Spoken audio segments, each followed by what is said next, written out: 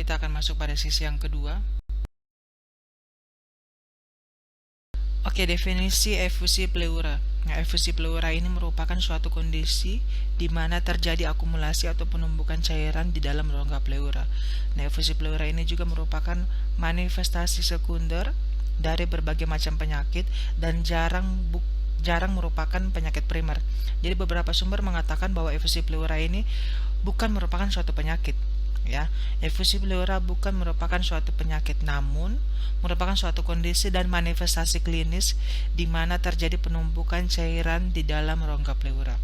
Nah, seperti yang sudah dijelaskan di awal bahwa rongga pleura ini merupakan rongga di antara parietal pleura dan visceral pleura. Dan normalnya itu adalah 0,3 ml per kilogram berat badan atau sekitar 10 ml ya, juga masuk tergantung dari berat badannya pasien, dan berfungsi sebagai pelumas agar saat bernapas paru-paru tidak langsung bergesekan dengan dinding dada. Nah, dari mana sih cairan ini bisa masuk ke rongga pleura? Yaitu dari kapiler yang ada di bagian parietal atau bagian luar, pembungkus luar, dan juga kapiler dari pleura visceral. Nah, ini akan masuk dari parietal melalui pembuluh darah yang berada di sekitar pleura visceral. Jadinya masuk ke bagian interstisial atau bagian rongga, bagian pertengahan ya, di antara pleura visceral dan juga pleura parietal. Oke, klasifikasi efusi pleura. Klasifikasi ini dibagi menjadi dua, ada efusi pleura transudat dan juga ada efusi pleura eksudat. Nah, efusi pleura transudat ini apa? Klasifikasinya dibagi berdasarkan pada penyebab terjadinya efusi pleura. Jadi kalau misalkan transudat diakibatkan karena tekanan darah yang tinggi dan menurunnya kadar protein dalam darah. Nah, apa yang terjadi kalau misalkan tekanan darah tinggi dan kadar protein darah menurun? Ya, bisa menyebabkan cairan yang ada bisa merembes ke bagian kafum pleura. Nah, ketika merembes ke dalam kafum pleura inilah yang disebut dengan efusi pleura. Nah, cairan transudat ini banyak ditemui pada kasus-kasus seperti apa? Misalkan pada kasus dengan gagal jantung, hipertensi, dan hipoalbumin. Kita lihat lagi patofisiologinya. Kenapa sih pasien-pasien dengan gagal jantung, hipertensi bisa menyebabkan, atau hipoalbumin bisa menyebabkan efusi pleura transudat? Kita lihat lagi sistem peredaran jantung yang dari sebelah kiri ketika terjadi pertukaran ya di alveoli, darah akan dipompakan ke bagian atrium kiri, kemudian ke ventrikel kiri melalui katup bicuspidalis. Sampai di ventrikel kiri, darah akan dipompakan ke pembuluh darah aorta melalui katup aortit, dan setelah itu dipompakan ke seluruh tubuh. Nah, kita lihat lagi ketika jantung sebelah kiri atau atrium kiri atau ventrikel kiri mengalami masalah pompa ya, akhirnya apa yang terjadi? Darah yang harusnya disebarkan ke seluruh tubuh malah balik lagi ke paru-paru. Nah, karena kita lihat lagi sistem peredaran seperti demikian, dari paru-paru ke atrium kiri, ventrikel kiri, setelah itu disebarkan ke seluruh tubuh. Ketika ventrikel kiri gagal untuk memompahkan darah, ya darahnya harus disebarkan ke seluruh tubuh, malah balik lagi ke paru-paru. Apa yang terjadi ketika darahnya darahnya balik lagi ke paru-paru? Ya bisa menyebabkan efusi pleura gitu ya. Setelah itu kita lihat lagi hipoalbumin. Nah, hipoalbumin kenapa sih bisa menyebabkan efusi pleura? Khususnya efusi pleura transudat. Karena kita lihat lagi fungsi dari albumin. Fungsi albumin adalah mengatur keseimbangan cairan di dalam tubuh. Ketika kadarnya rendah, harusnya cairan berada dalam intrasel, malah bisa merembes ke bagian interstisial atau di bagian antara pembuluh darah ya. Jadi di bagian interstisial ya, inilah bisa menyebabkan pleura terendam dengan namanya cairan gitu. Yang berikutnya adalah efusi pleura eksudat. Nah, efusi pleura eksudat ini disebabkan ya, namanya eksudat ya, disebabkan oleh karena peradangan cedera pada paru-paru, tumor, penyumbatan pada pembuluh darah dan dan getah bening. Nah, cairan eksudat ini biasanya lebih berbahaya daripada transudat. Yang namanya disebabkan oleh berbagai macam infeksi ya. dan banyak mengandung protein, darah, bakteri, sel-sel peradangan, ya, sehingga biasanya lebih berbahaya dibandingkan dengan transudat. Nah, oleh karena itu pada pasien-pasien dengan efusi pleura eksudat ini direkomendasikan oleh dokter untuk segera dilakukan tindakan evakuasi. Nanti kita akan lihat di bagian belakang video, ya. Oke, kita lihat lagi etiologi dan faktor resiko. Ini sebenarnya kita sudah bahas pada video sebelumnya. Etiologinya dibagi menjadi dua, yaitu yang untuk transudat dan juga eksudat. Yang transudat yaitu gagal ginjal, emboli paru, hipoalbumin, gagal jantung, cirrhosis hepatis, dan juga hipertensi. Nah, ya untuk yang eksudat biasanya disebabkan oleh peradangan dan infeksi. Misalkan penyakit kanker, ya, kanker paru-paru, terus penyakit infeksi paru seperti pneumonia, TB paru dan perikarditis, kemudian penyakit autoimun seperti SLE, rheumatoid arthritis, ya. Yang berikutnya lagi adalah cedera di dinding dada yang menimbulkan perdarahan, ya. Beberapa faktor risiko juga bisa membuat seseorang memiliki risiko untuk terjadi efusi pleura. Nah, faktor risiko artinya beberapa faktor yang bisa menimbulkan risiko orang, ya, atau pasti terkena efusi pleura. Bukan berarti ketika memiliki faktor risiko sudah pasti terkena efusi pleura, tidak. Tapi semakin banyak faktor risiko, semakin tinggi seseorang bisa terkena efusi pleura. Yang pertama, riwayat darah tinggi atau hipertensi. Ya, sudah jelas ya, ketika hipertensi ya hasil akhirnya bisa menimbulkan gagal jantung yang berhubungan dengan efusi pleura. Ya, bisa efusi pleura transudat. Yang berikutnya merokok. Nah, merokok ini kenapa bisa menyebabkan efusi pleura? Karena zat nikotin di dalam rokok, ya bisa menimbulkan peningkatan hormon adrenalin yang berhubungan dengan peningkatan tekanan darah, ya. Atau saat dirokok, saat nikotin ini juga sangat amat berbahaya bagi tubuh, ya. Ya bisa menyebabkan berbagai macam penyakit, ya, bisa kanker paru, ya, yang hasil akhirnya bisa menyebabkan efusi pleura. Yang berikutnya adalah mengkonsumsi minum alkohol, ya jelas ya. Ketika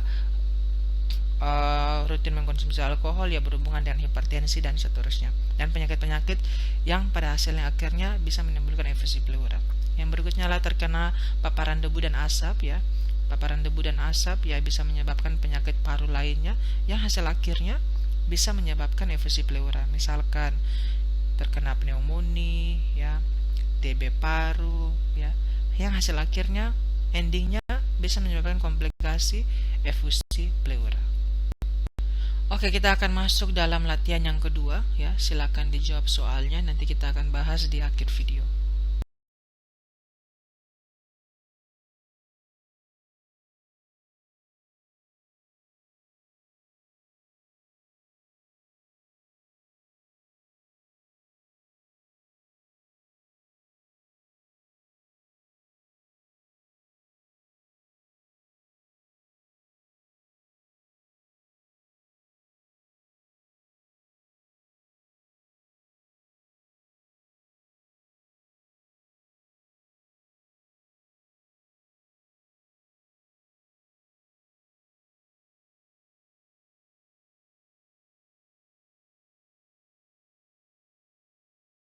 Berikutnya apa yang terjadi, ya, manifestasi klinis pada efusi pleura, ya. Manifestasi klinis artinya tanda dan gejala yang dialami oleh pasien dengan efusi pleura. Yang pertama nyeri dada, ya. Jelas ya kenapa nyeri dada ketika ada suatu cairan berlebih yang seharusnya tidak ada di tempat itu, ya bisa menekan dinding dada, ya akhirnya bisa nyeri dada. Nyeri dadanya itu dikaskan dengan nyeri dada pleuritis. Yang berikutnya adalah ortopneo. Ortopneo artinya kesulitan bernapas saat duduk, berdiri atau berjalan, ya, ortopneo, ya. Jadinya ketika ada sesuatu tambahan yang seharusnya tidak ada dalam paru-paru, ya bisa menyebabkan semua masalah yang berhubungan dengan paru-paru. Yang berikutnya adalah hipertermia. Nah, kenapa bisa hipertermia? Kita lihat lagi pada pasien dengan efusi pleura eksudat. Efusi pleura eksudat ini kan diakibatkan karena penyakit-penyakit infeksi. Nah, kita tahu sendiri ketika ada penyakit infeksi, ya, tubuh akan melakukan kompensasi, ya, untuk melawan si kuman atau bakteri yang ada, yang hasil akhirnya dengan respon tubuh bisa menyebabkan hipertermi. Yang berikutnya adalah dyspnea atau sesak napas dan juga batuk kering atau juga bisa batuk berdahak, ya. pada pasien-pasien dengan efusi pleura yang diakibatkan karena pneumonia. Oke, yang berikutnya adalah patofisiologi dari efusi pleura. Gimana jalan ceritanya sehingga pasien ini bisa terkena efusi pleura. Nah, saya sudah bilang di awal efusi pleura ini bukan merupakan suatu penyakit ya, tapi merupakan manifestasi klinis sekunder atau komplikasi dari beberapa penyakit. Nah, pada orang normal ya, cairan di rongga pleura ini sebanyak 1-20 ml atau 0,3 ml per kilogram berat badan. Nah, cairan di rongga pleura ini atau di kafum pleura ini jumlahnya tetap. Kenapa? Karena terjadi keseimbangan antara produksi yang dihasilkan oleh pleura parietal dan juga absorpsi yang dilakukan oleh pleura visceral.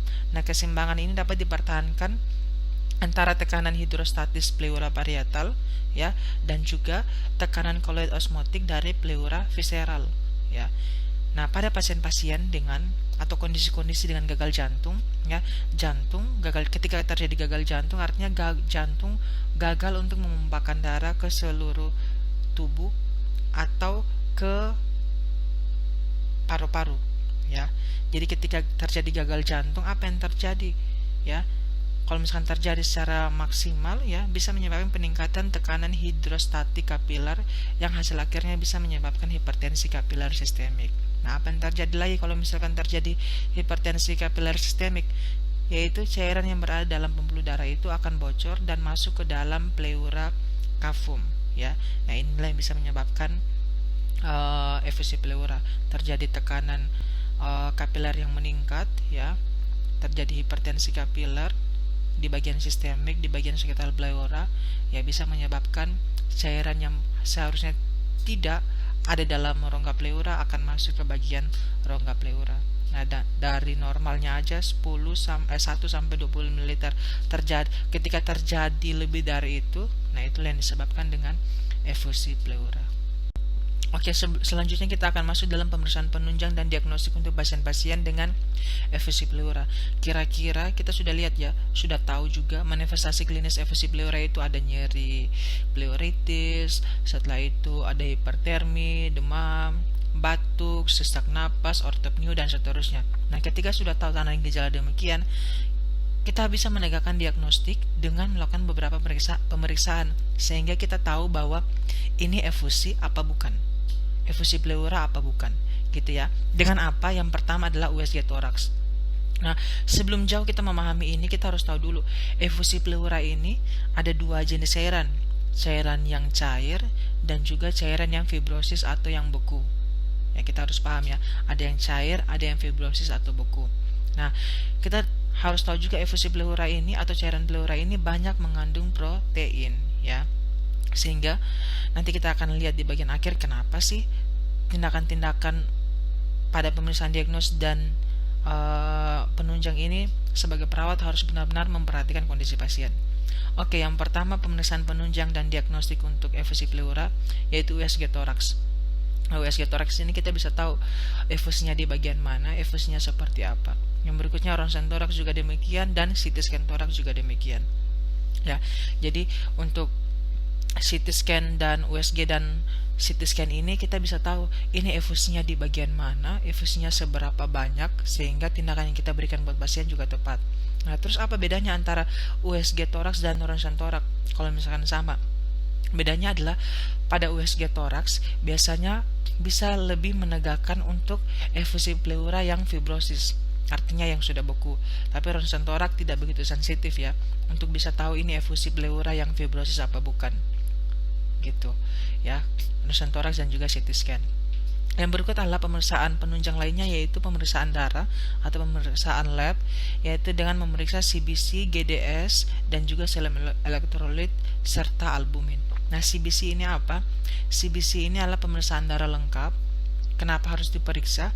Karena kita lihat lagi nih, pada efusi pleura eksudat ya, yang diakibatkan oleh infeksi ya, bisa menyebabkan cairan eksudatnya meningkat. Nah, apa yang terjadi?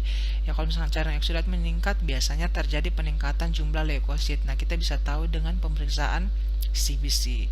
Yang berikutnya adalah kita cek juga albuminnya. Kenapa demikian harus dicek albumin? Kita lihat lagi nih, salah satu manifestasi klinis atau bukan manifestasi klinis, salah satu penyebab dari efusi pleura kan ada juga yang disebabkan oleh efusi pleura transudat yang diakibatkan oleh hipoalbumin. Nah, kita bisa cek albuminnya. Albuminnya turun apa rendah, turun apa tinggi. Nah, kalau misalkan turun, kemungkinan besar pasien ini efusinya karena hipoalbumin gitu ya. Terus untuk tindakan penanganannya ya untuk efusi pleura yaitu dengan dilakukan torakentesis atau fungsi pleura. Nah, fungsi pleural torakentesis ini merupakan suatu tindakan invasif yang dilakukan oleh dokter spesialis paru ya untuk mengambil atau mengevakuasi cairan yang ada di bagian pleura. Nah, sebelum dilakukan torakentesis atau fungsi pleura ini harus dipastikan dulu pasien sudah melakukan pemeriksaan penunjang seperti ronsen torak, USG ataupun CT scan. Sehingga saat dilakukan fungsi pleura ini dilakukannya tepat lokasinya tepat di bagian mana, kiri apa kanan ya. Dan berapa cairan yang perlu dikeluarkan. Nah, untuk fungsi pleura sendiri, cairan maksimal yang harus dikeluarkan itu maksimalnya adalah 1500 ml per hari dan boleh diulang pada hari berikutnya. Ya, kenapa kita nggak bisa keluarin semua aja yang cairan yang ada di bagian pleura? Karena kita lihat lagi tadi, cairan pleura ini mengandung banyak protein. Ketika kita ambil terlalu banyak dalam satu waktu yang sama, ya bisa menyebabkan hipoalbumin. Ya, albumin malah makin turun. Ya, kalau albumin turun apa yang terjadi? Ya, bukan malah makin baik kondisinya, malah makin efusi. Karena fungsi albumin ini adalah untuk mengatur keseimbangan cairan dalam pembuluh darah. Yang berikutnya, efek samping dari fungsi pleura ini bisa menyebabkan namanya edema paru. Jadi hati-hati dengan kondisi-kondisi pasien setelah dilakukan torakentesis atau fungsi pleura. Oke, selanjutnya kita akan masuk pada latihan soal yang ketiga. Silakan dijawab. Nanti kita akan lihat jawabannya di akhir video.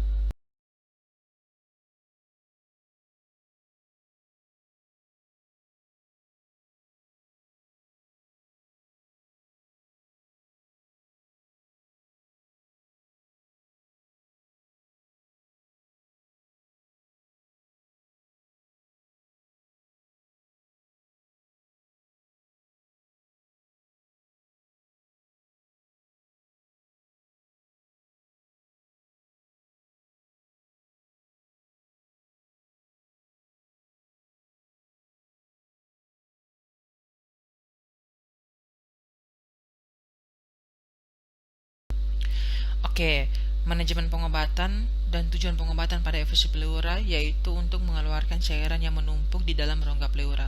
Kita lihat lagi, tujuan atau hasil akhir dari efusi pleura ini adalah untuk tindakannya ya, adalah untuk mengeluarkan atau mengevakuasi cairan yang ada di bagian pleura. Sehingga tujuan pengobatan yaitu untuk mengeluarkan cairan yang menumpuk di dalam rongga pleura. Nah, dilakukan dengan apa? Yang pertama, bisa dilakukan dengan torakentesis atau fungsi pleura. Nah, metode ini sama dengan metode diagnostik ya, yang bertujuan untuk meredakan sesak napas dan nyeri dada dengan cara menusukkan jarum ke dalam rongga dada untuk mengeluarkan cairan yang berlebih. Dan ini dilakukan oleh dokter spesialis. Yang berikutnya adalah chest tube. Nah, chest tube ini apa? Metode yang digunakan untuk mengeluarkan cairan pleura dengan memasang kateter yang sudah dihubungkan dengan alat khusus ke dalam rongga dada untuk mengeluarkan cairan pleura. Yang berikutnya adalah pleural drain. Nah, pleural drain ini mirip dengan chest tube, namun pada pleural drain ini pemasangan kateternya dilakukan dalam jangka waktu yang panjang. Yang berikutnya adalah pleurodesis. Pleurodesis ini merupakan metode yang dilakukan untuk menyuntikkan zat yang dapat merangsang penyatuan lapisan pleura, sehingga hasil akhirnya harapannya tidak menimbulkan risiko efusi pleura yang berikutnya. Jadinya pleurodesis ini biasanya dilakukan setelah dilakukan pengeluaran cairan pleura untuk meminimalisir terjadinya kambuh efusi pleura. Yang berikutnya adalah dengan pemberian terapi diuretik sesuai indikasi. Ya, terapi diuretik ini adalah terapi untuk mengeluarkan cairan yang berlebih. Nah, kita lihat lagi, kan efusi pleura ini bukan merupakan suatu penyakit ya, tapi lebih ke komplikasi dari beberapa penyakit.